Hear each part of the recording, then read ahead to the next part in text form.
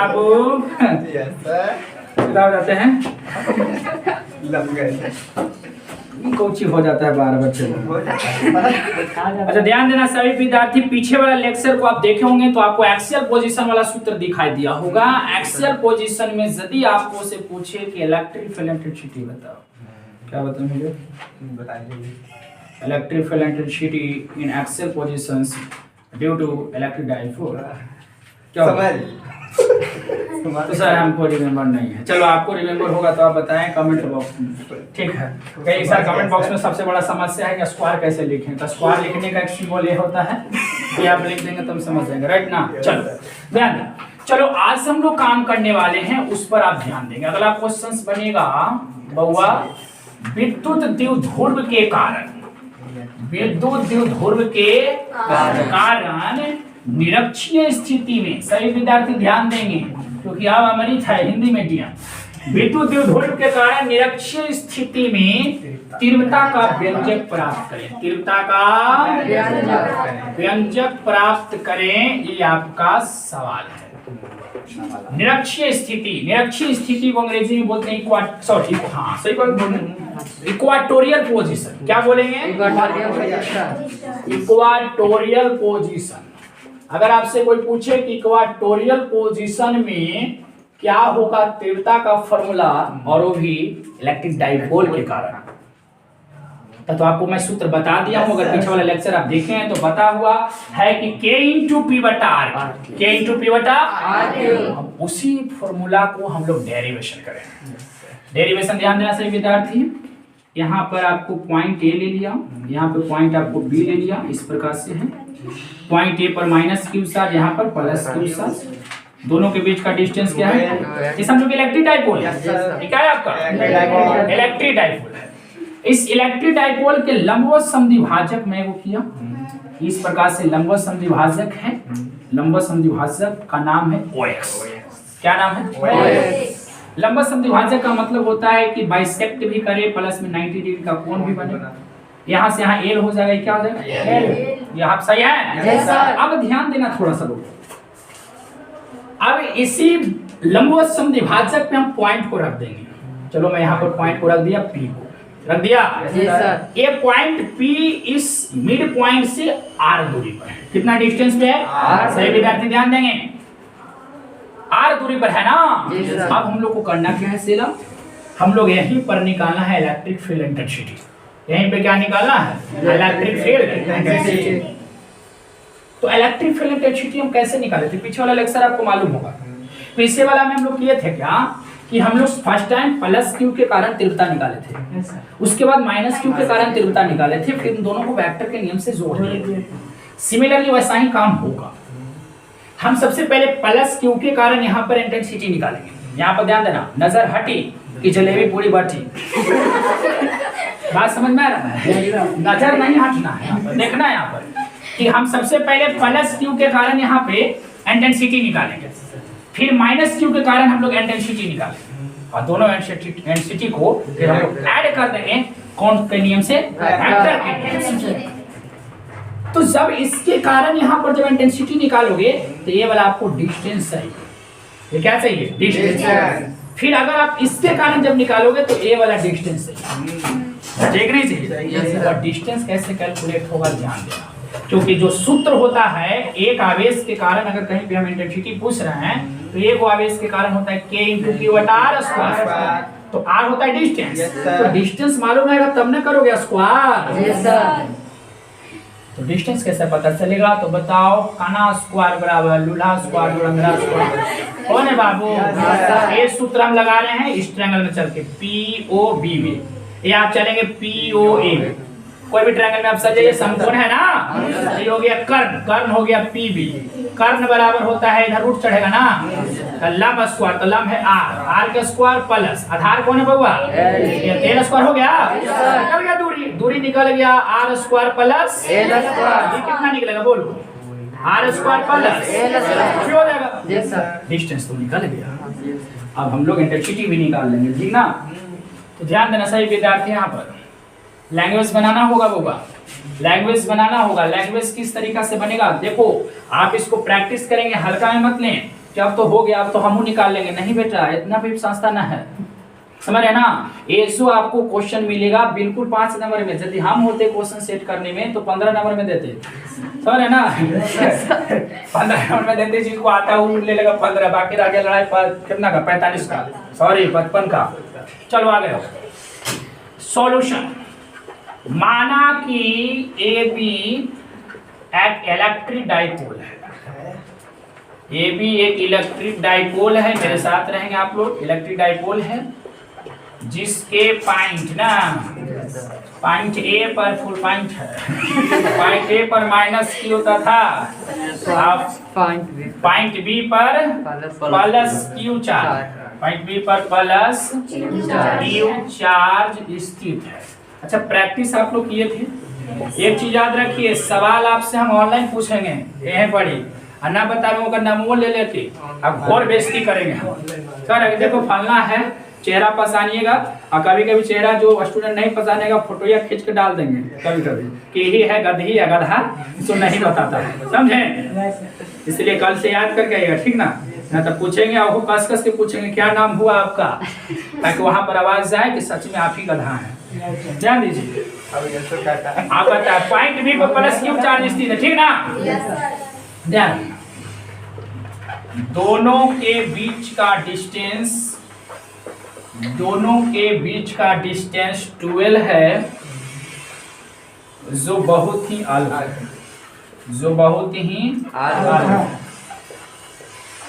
ध्यान रखना बहुआ, इसके लंबवत समद्विभाजक, इसके लंबवत समद्विभाजक OP पर, सॉरी OX पर, नंबर समझा जो OX ना रे, OX पर एक पॉइंट P O से R दूरी पर स्थित है, O से R दूरी पर स्थित है, R डिस्टेंस पे स्थित है। बोलो सही है? yes, सही होंगे। जहां इंटेंसिटी ज्ञात करनी है, जहां इंटेंसिटी ज्ञात करनी है, ये आपको माइंड में हो गया होगा बात। अब हम लोग करेंगे क्या, ध्यान देना बउआ, समझ में आ रहा है? छोटा हो नहीं करना है। देखो मैं आपको बता देता हूँ, मैं सकल परेशान हूँ, दिन भर हम लड़कन को पढ़ा रहे हैं, लड़कन चरा रहे हैं, बकरी ना चरा रहे हैं, तो हमारा पता है कि कौन विद्यार्थी कैसे समझेगा। सबसे पहले जरूरी है, इसलिए अगर भोगे हैं तो अपने छोट भाई को, बहन को, भाई भतीजा को, भतीजी को मत भोगे दीजिए, उसको कहिए कि 11th कर लो, 11th कर लो।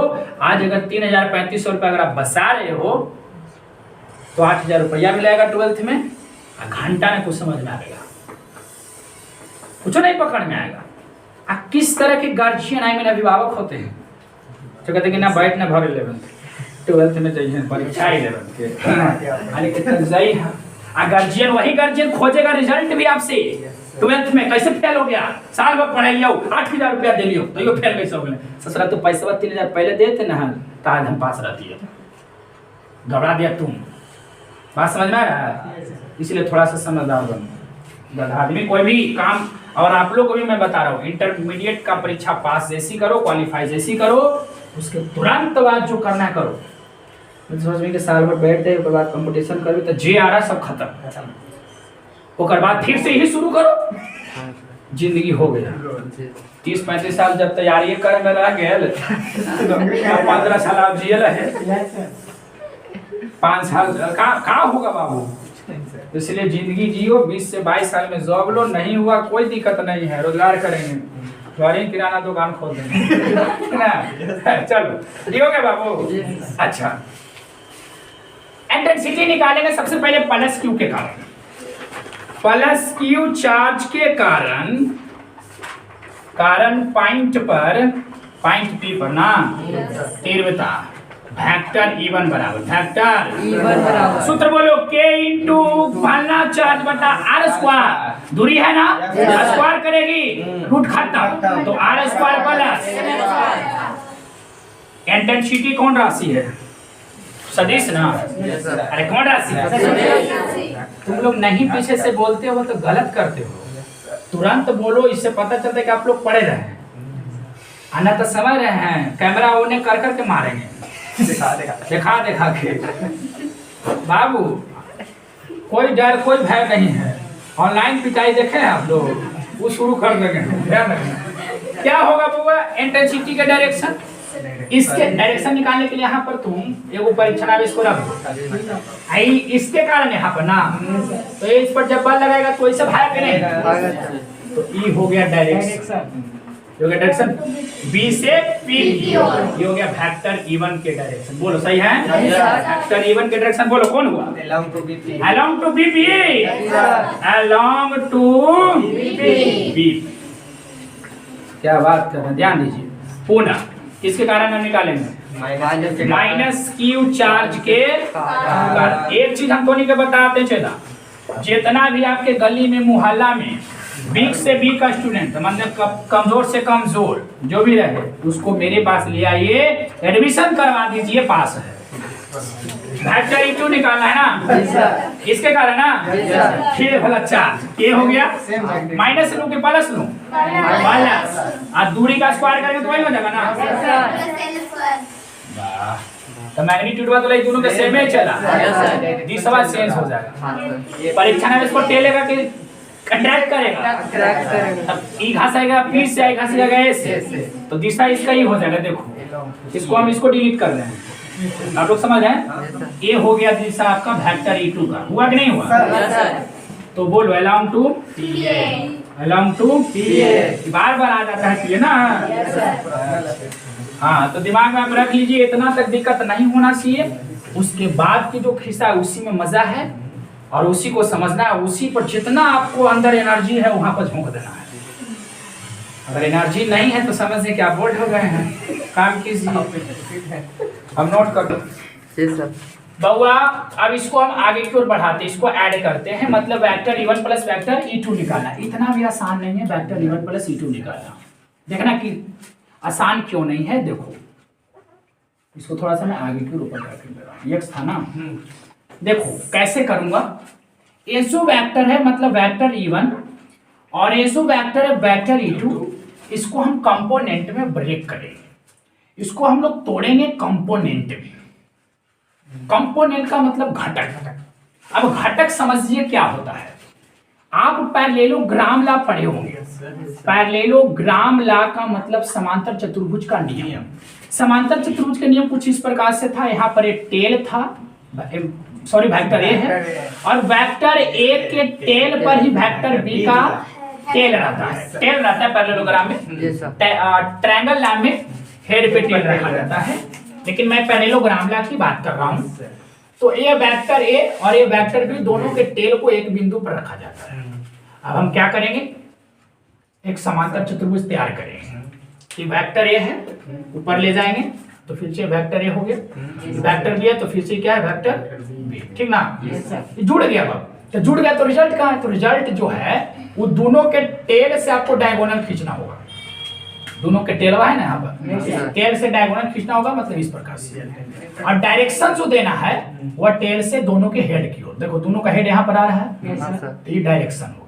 यही हुआ इन दोनों का योगफल, इसको हम बोलेंगे vector A plus vector B. Vector A plus vector B, ऐसा मैं किया था कि नहीं किया था। अगर इस vector B plus vector C को मैं एक अलग सा वेक्टर की दर्जा दूं, इसको मैं वेक्टर सी मान लेता हूं, तो वेक्टर सी को हो प्राप्त करने के लिए कितने वेक्टर को आपको ऐड करना पड़ा, दो वेक्टर, एक वेक्टर ए और एक वेक्टर बी। तो वेक्टर सी को यदि लाना है तो इन दोनों वेक्टर को ऐड करना होगा, vector A plus vector B को, अर्थात ये दोनों कंपोनेंट था। ये दोनों क्या था, कंपोनेंट, मतलब घटक था किसका, वेक्टर सी का, वेक्टर सी का। सिमिलरली हम लोग करेंगे क्या कि इसको भी कंपोनेंट में ब्रेक करेंगे, वेक्टर सी को। कैसे ब्रेक करेंगे, ध्यान देना, वेक्टर E1 को ना कंपोनेंट में ब्रेक करेंगे, इसको भी वेक्टर E2 को भी कंपोनेंट में ब्रेक करेंगे। देखो कैसे, ध्यान देना। एक हल्का कंपोनेंट जो लेंगे हम लंबवत समद्विभाजक के अलावा लेंगे ऊपर, ये तो हो गया लंबवत समद्विभाजक। इस पर हम एगो ले लेते हैं, ये वाला कंपोनेंट, ये वाला की बात कर रहा हूँ, ये वाला की, और ये वो कंपोनेंट इसके हॉरिजॉन्टल लेंगे, ये वाला, ये वो ए वाला कंपोनेंट हुआ और एक ये वाला कंपोनेंट। ध्यान से समझो, ए वाला कंपोनेंट है, ऊपर वो रेखा है बाबू, उस पर मत जाना, ए वाला वेक्टर है, यहाँ से यहाँ तक का मान कितना होगा और यहाँ से यहाँ तक का मान कितना होगा। अच्छा पहले हम इस सोच पाते हैं कि यहाँ से यहाँ तक का मैग्नीट्यूड सेम था इतना, और यहाँ से यहाँ तक दोनों मतलब दोनों भुजा सेम है। अगर हम पी ए बी में चलें तो दो भुजा बराबर हो गया, तो सामने का कोण बराबर होगा, ये थीटा है, ये भी क्या हो जाएगा, ये आपको दिमाग में रखना है। अब चूंकि ए वाला लाइन और ए वाला लाइन समांतर है, ए इसको काट रहा है, तो ये थीटा तो ये हो जाएगा थीटा, एकांतर कोण से, और ए थीटा तो ये भी थीटा हो जाएगा संगत कोण से। कौन कौन से? संगत कोण से। दिमाग में आप रखिएगा, संगत कोण इससे नहीं चलेगा, इससे चलेगा। ए और ए कोरस्पोंडिंग एंगल है, संगत कोण। संगत कोण आप बताएंगे, आप समझ लीजिए कि संगत कोण से दोनों बराबर होगा, क्योंकि रेखा के ऊपर ई भी है, रेखा के ऊपर ई भी है, ये भी इस लाइन के बाएं है तो ये भी इस लाइन के बाएं है, आप ऐसे समझ सकते हैं। और ये दोनों को मैं थीटा इसलिए बोला क्योंकि अल्टरनेट एंगल है, एकांतर कोण है, ये हो गया। अब इतना का मान क्या होगा, इसका मान क्या होगा, इसको मैं वेक्टर इवन को दो भाग में तोड़ा, एगो ए और एगो ए। देखो तो क्या ये दोनों वेक्टर को जोड़ने पर ही मिल जाएगा? बिल्कुल। देखो दोनों ई वेक्टर का टेल और ई वेक्टर का टेल एक ही पॉइंट पर है और बीच में रिजल्टेंट हो गया, हो गया कि नहीं हो गया? वेक्टर इवन को मैं ब्रेक कर रहा हूं दो भाग में, तो सर इसका मान क्या होगा और इसका मान क्या होगा? तो याद रखना, एक मैं कथा कह दे रहा हूं, यहां पर कथा पर ध्यान देना। ये है आपका वाई, आई है आपका एक्स एक्सिस, ऐसा कुछ वेक्टर लीजिए, वेक्टर ए है, ध्यान देना। थोड़ा सा यहाँ पर नहीं समझ में आएगा, इधर समझा देता हूँ, फिर हम लोग डिलीट कर देंगे। ये हो गया vector A, right? Yes sir. Vector A का दो कंपोनेंट निकालते हैं, तो कंपोनेंट निकालने का तरीका है टेल से यहाँ पे डाल दो लंब, और यहाँ से हेड से ऐसे लंब डाल दो, तो ये वो मिल गया। इसको मैं ऊपर ऐसे लिखता हूँ, ये हो गया, एक वेक्टर हो गया और एक वेक्टर यहाँ से, ये वाला वेक्टर ए है, इसको मैं नाम देता हूं यहां से यहां तक वेक्टर बी, और इसको नाम देता हूं वेक्टर सी। तो वेक्टर बी और वेक्टर जो सी है उसको हम कंपोनेंट कहेंगे, vector B and vector C. समझ लीजिए, vector B and vector C are component, are component of vector A. Vector A का ये दोनों कंपोनेंट है, क्यों? अरे मान लें कि मेरे फादर हैं और ये मेरे बड़े भैया हैं और ये मैं हूं, तो मेरे पापा का दो औलाद है।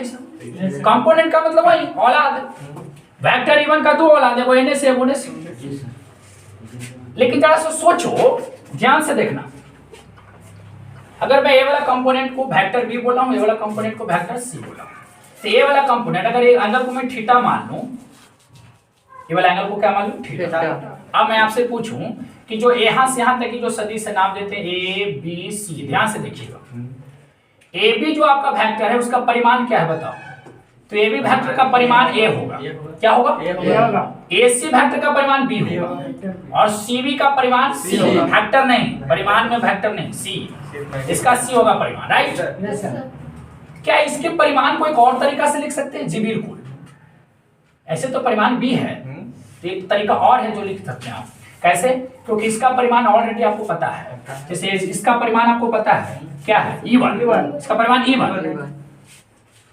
बाबूजी का परिमाण पता है, तो दोनों लइकवन के परिमाण हम कैसे पता करेंगे? यही सवाल है। तो ये वो लइकवा जो है बबुआ के साथ कौन बना रहा है? थीटा बना रहा है ना जी सर। आई लइकवा आधार है, आई बबुआ कर्ण है, तो cos थीटा निकालिए, तो आधार हो जाएगा AC और कर्ण हो जाएगा AB, तो AC का मान निकल जाएगा AB cos थीटा। AB का मान कितना था बोलिए? यहाँ से आता का परिमाण कितना है? A और cos थीटा, देखो निकल गया। मैंने वह कंपोनेंट जो बबुआ के साथ कौन बना रहा है उसका मान यदि निकालना है तो बबुआ का परिमाण और साथ में cos थीटा आएगा। देखिए हम देखिए वेक्टर इलम है ना, नहीं क्या है? कर्ण, तो sin थीटा निकाले परसों ना, लंब हो गया BC, कर्ण क्या हो गया? AB, तो BC का मान निकलेगा AB sin थीटा से, तो AB का मान तो ये है बबुआ गुने sin थीटा। ई बेटा बड़ी सुधरल है, बाबूजी के साथ कुछ एंगल बना रहे हैं, बेटा बिगड़ल है, बाबूजी के साथ कोई एंगल नहीं है ना। तो अगर मान निकालना है तो बाप गुने sin थीटा, अगर इसका मान निकालना तो बाप गुने cos थीटा। सिमिलरली देखो, ए वाला का मान निकालना था बाप के मैग्नीट्यूड और साथ में cos थीटा होगा, एक मान निकालना था बाप गुने sin थीटा। बोलो सही है? हो गया। यही बात हम कही थी, दो भाग में तोड़ दिए। अच्छा अभी दोनों को जोड़ में ना तो ही मिल जाए, दोनों बेटा को जोड़ेंगे बराबर बाप, ये आपको इस तरीका से समझ लेना है, मैं यही बता रहा हूँ आपको। अच्छा आगे देखो क्या है, ये वेक्टर E1 को मैंने तोड़ा, एक लंबवत तोड़ा, एक हॉरिजॉन्टल तोड़ा। वेक्टर E1 को भी तोड़ेंगे, हॉरिजॉन्टल एक लंबवत। तो हम एगो ऐसे नीचे में तोड़ते हैं, एगो एने में तोड़ते हैं।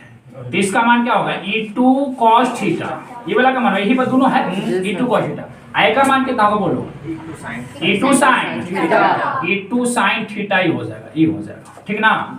अब चलो हो गया सर। अब हमको जोड़ना था वेक्टर E1 में वेक्टर E2, लेकिन वेक्टर E1 में E2 नहीं जोड़ेंगे। क्यों नहीं जोड़ेंगे सर, क्योंकि हमको एंगल ही नहीं पता था, इसलिए हमको ये परंपरा करना पड़ रहा है, नहीं जोड़ेंगे हम दोनों के लैकमन के जोड़ेंगे। वेक्टर E1 की वाला लैका आई लैका, वही दोनों के जोड़ेंगे। वेक्टर E1 की वाला बिगड़ल हन और वेक्टर E2 की बिगड़ल हन, ये दोनों के देखते हैं जोड़ के ना। तो ध्यान देना, ये दोनों बिगड़ल के देखो, सबसे पहले जोड़ने का तरीका देखो, कंपोनेंट को जोड़ेंगे, ठीक ना। चूंकि E1 का जो वैल्यू है वही E2 का वैल्यू है, देख लीजिए, है ना। मैग्नीट्यूड तो सेम है, तो आपको पता है दो वैसे वेक्टर जिसका मैग्नीट्यूड सेम हो और उसका डायरेक्शन उल्टा हो तो उसका योगफल 0 होता है। तीन दोनों बिगड़ल जुड़ के 0 हो जाएगा, दोनों बिगड़ल जुड़ के क्या हो जाएगा, 0। हम लिखेंगे E1 sin थीटा तथा E2 sin थीटा का magnitude same but direction opposite है। डायरेक्शन अपोजिट माने सीधा न रे, अपोजिट है, अतः इनका योग 0 होगा। कितना होगा, ये 0 होगा। चलो ये दोनों मिलकर के यहाँ पर तीव्रता 0 है। अब आगे देखते हैं दोनों सीधकन के। ये दोनों सीधकन अपोजिट डायरेक्शन में नहीं है, भले परिमाण सेम है दोनों के, लेकिन डायरेक्शन एक ही है तो जुड़ जाएगा। इसलिए P बिंदु पर तीव्रता अगर E निकालना है तो ये दोनों को जोड़ना है, E1 cos theta plus E2 cos theta. सबसे पहले ध्यान रखिए, E1 और E2 को डायरेक्ट आप नहीं जोड़ सकते हैं, इसलिए मैं कंपोनेंट में तोड़ा। इसको भी दो भाग में, एगो लंबवत एगो क्षैतिज, इसको भी दो भाग में, एगो लंबवत ऐसे एगो क्षैतिज, ठीक ना, ऐसे तोड़ा। आई दोनों लंबवत एक दूसरे को मरने का तैयार है, मर गया।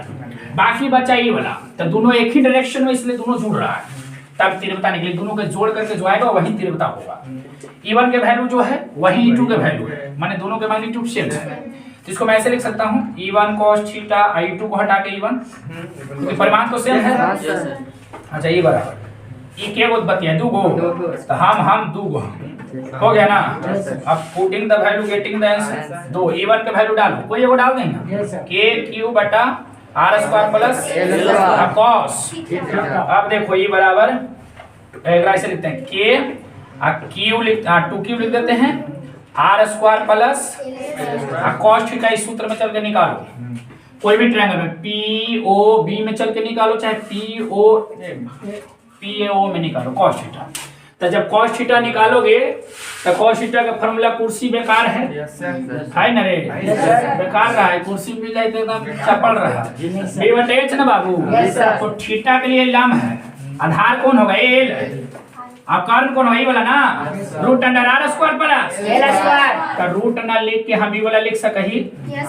चलो तो cos थीटा के जगह पर लिख देंगे l बटा r² प्लस l² के पावर 1 बटा। देखो तो दोनों के आधार समान है, इसका आधार r² प्लस l², इसका भी आधार r² प्लस l², एक पावर 1 बटा 2, एक पावर 1। आधार समान हो, गुणा में हो, पावर जुड़ जाता है।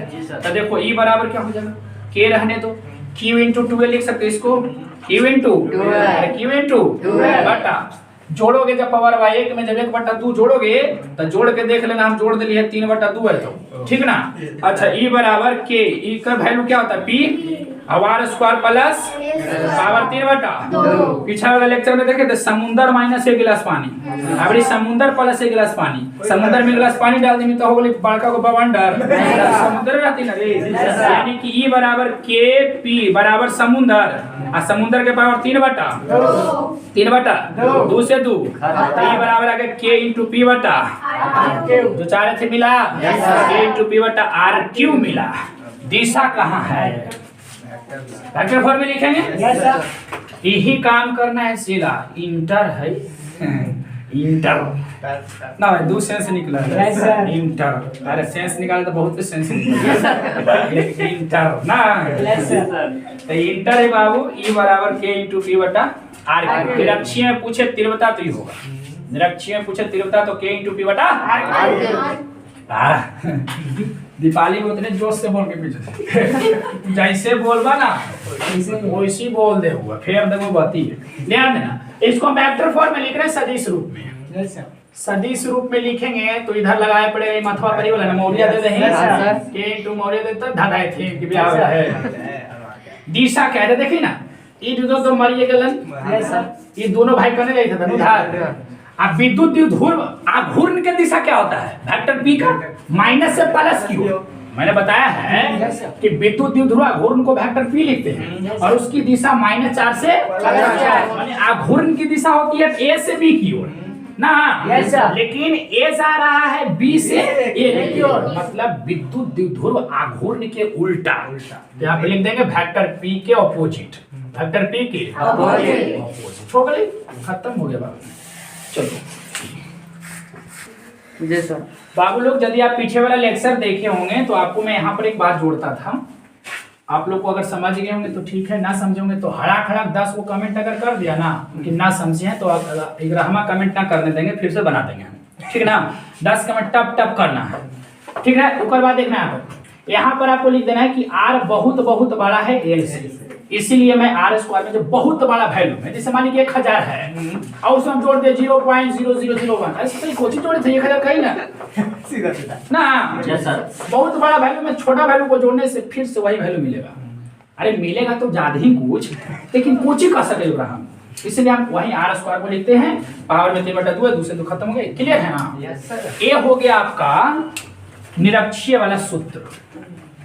एक होता है कहीं पर, एक होता है कहीं पर, ध्यान देना सही विद्यार्थी समझेंगे। डिलीट करने चला ये वाला फिगर को एक बार और रिहर्सल करा दे रहे हैं, उस पर आप चलेंगे ना। Yes sir. ध्यान देना, जानता है जब ऐसा देखो है बाबू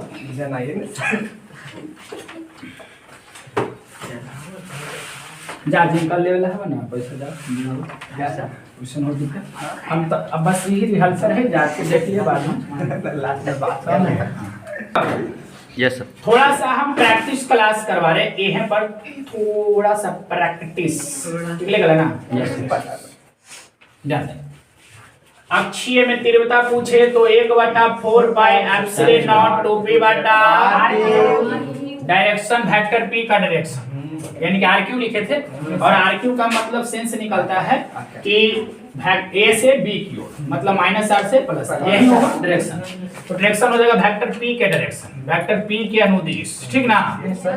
जो द्विध्रुव आघूर्ण का इलेक्ट्रिक डाइपोल मोमेंट का डायरेक्शन होगा वही अक्षीय में होगा। निरक्षीय में तीव्रता का सूत्र बताओ तो k इंटू पी बटा, अब इसके ऑपोजिट हो गया ना, वेक्टर p के ऑपोजिट बोले तो सीधा ना विपरीत। अच्छा ये हो गया। अब हम लोग काम करेंगे कौन वाला बाबू, एक कहीं पर वाला चल रहा है ना, तो कहीं पर वाला ध्यान दीजिएगा किस तरीके से कैलकुलेट करेंगे। ये सब लोग आप जाएंगे घर पे तो फर्स्ट टाइम ये दोनों को एक्सप्लेन करेंगे, दोनों को एक्सप्लेन करेंगे, काम करेंगे। क्योंकि देखो अगर आप 2 घंटा कम सो रहे हैं उससे मर ना जाइएगा, 3 घंटा कम सो रहे हैं मर ना जाइएगा, लेकिन बाबू रे अगर आज जाग के नहीं पढ़िएगा तो जिंदगी भर आपको वही हो जाएगा। Yes sir. सबसे पहले सब विद्यार्थी के माइंड में होना चाहिए कि जब सर आज बताए हैं तो विदाउट एक्सप्लेन की घर पर बिना बनाए सोना नहीं है।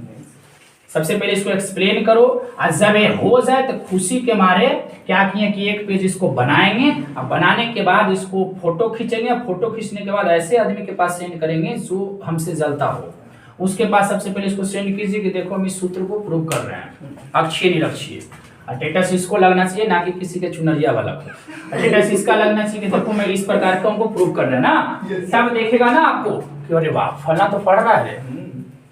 तो ऐसा इस प्रकार से होना चाहिए, ये जो पढ़ रहे हैं उसी पर आप काम कीजिए, उसी के बारे में सोचिए। अब यहाँ से आप पढ़ के निकलेंगे, आप पढ़ के निकलने के बाद दूसरा के बाद किस्सा होना शुरू हो गया। Yes sir. तो ये सक्सेस नहीं कर पाइएगा, जब भी आप पढ़ने आइए या पढ़ करके जाइए तो कोशिश कीजिए कि रास्ता में अकेले जाएं, अकेले आए। ऐसा इसलिए होगा ना, ऐसा करने से प्रॉफिट है कि आप रास्ता में सब अकेले रहोगे, या कभी दोस्त यार मिल भी गया तो जाओ, लेकिन ज्यादातर टाइम एक्सपेंड करो अकेले, क्योंकि अकेले में लोग वह सोचता है जो चीता सोचता है। अकेले में रह करके देखो ना, बहुत तरह के सोचोगे, अच्छा से अच्छा, बुरा से बुरा। अगर ऐसे सूतल है तो बुरा सोचेगा, ऐसे अगर सूतल है जी सर तो बुरा सोचेगा। Yes sir. अगर चित्ते सूतल है तो मरण हरण वाला सोचेगा। ऐसे सूतल है तो ही प्यार भरी बात है, समझ रहे? सूतने से आपका डायरेक्शन है। जी सर। वैसे सूत के देखना खाली लग तो क्या गलत है बात है? हम गलत नहीं बोल रहे हैं, नहीं सर। देखिए यस सर। फिर फीलिंग आएगा। Yes sir. इसलिए जब भी सोइए ना, तो सोने का सबसे अच्छा डायरेक्शन क्या जानते हैं? इस प्रकार सोइए ताकि हार्ट जो है, हार्ट आपका इस साइड में होना चाहिए, ताकि कोई भार नहीं पड़ेगा, दिल पर कोई भार नहीं पड़ेगा। अब ऐसे सोतेगा तो दिल सीधे उल्टा आ जाता है। जी सर। थोड़ा ज्यादा भार पड़ता है, बात हो जा रही है? Yes sir. बाइक से सीधे गड़बड़ा जाएगा। इसलिए सच में हम फीलिंग किए हैं, कैसे सोते खाली माइंड में वायरस भर रहा है। Yes sir. अच्छा भाई, हाँ माइंड में खाली वायरस से भरेगा, तरह तरह के आवेगा। चलो यार हो गया ना, हम टाइम हो गया, थोड़ी देर बंद कर पाएंगे।